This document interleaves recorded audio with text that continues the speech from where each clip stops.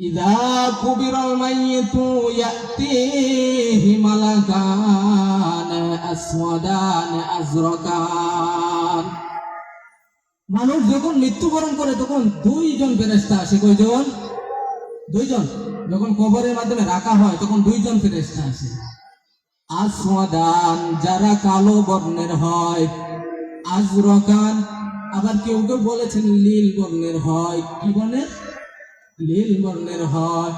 ফায়ুকআইদানিহি, এরপর দুইজন ফেরেশতা তার কাঁধের মাধ্যমে ধরে বসায়।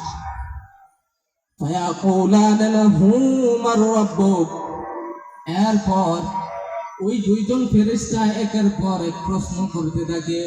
প্রথম প্রশ্ন করে মার রাব্বুক, তোমার রব কে?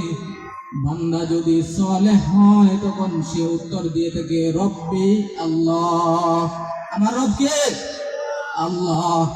দুই নাম্বার প্রশ্ন করে ওমা দীনুক, তোমার দিন কি, তোমার ধর্ম কি, তো কোন দিনের কোন ধর্মের বিশ্বাসী ছিলেন?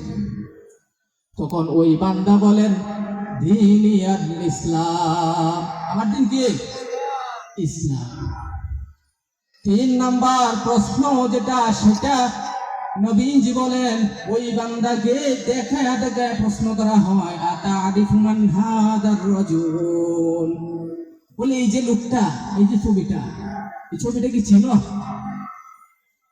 বান্দা যদি সালেহ হয় আশহাদু আল্লাহ